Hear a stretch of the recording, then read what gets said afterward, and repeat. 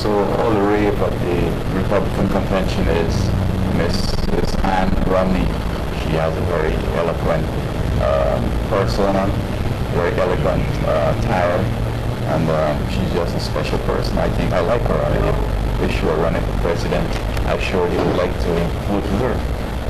On the other hand, they're trying to compare her now with Mrs. Obama. I think that is so unfair. But like comparing apples and grapes. First of all, Miss Obama's black, she's white. They might have different physical characteristics, tall or short or whatever.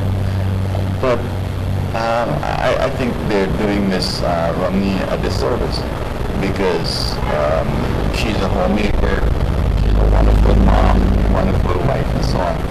But she don't seem to have been a professional.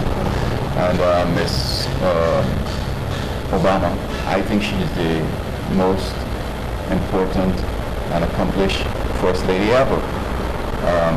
I don't recall any of the other First Lady having gone to Harvard and being an attorney and, being as successful as she has been or is.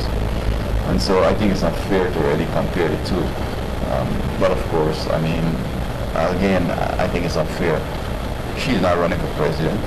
Ann Romney, and if she were, I would have voted for her. She's not, of course, against Obama, but if she were running, some other time or whatever, I would support her because she seemed to be a nice person.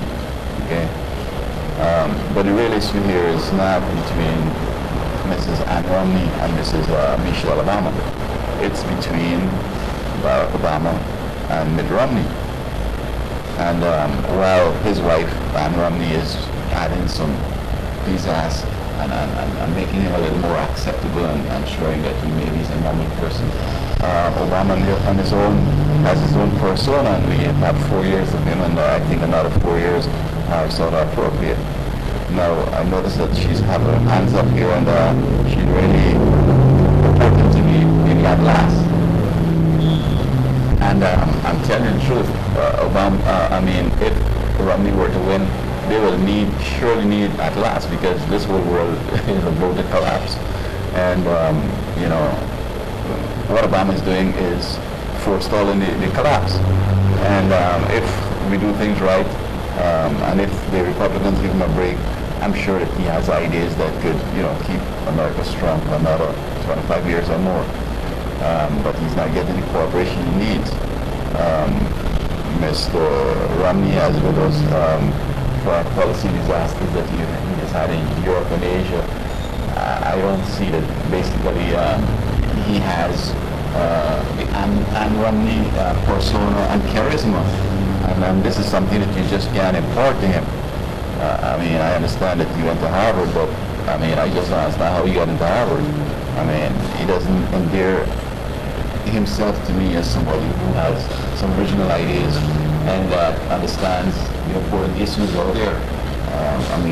For him to go and say the stuff he did in Europe, I don't understand how I could reconcile that with having been a Harvard graduate.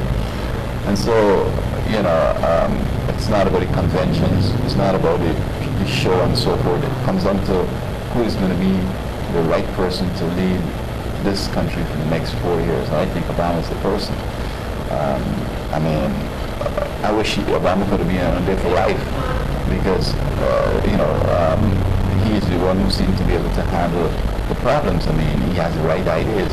He bailed out the banks and bailed out the various people that were about to collapse. I don't think Romney would have done that.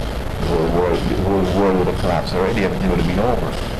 And so let us get on to the elections and let us remember that we're living on borrowed time, and that if Obama hadn't won, we all would have been fighting with some vulture up to the little that somebody has that they bought a chicken and chips at McDonald's or wherever and throw away the buns, looking for some chips or something in the garbage. So we have to remember that, respect his contribution, and weigh it against what Romney has done in Massachusetts, and if he's going to be able to handle the job. I say no. I say that maybe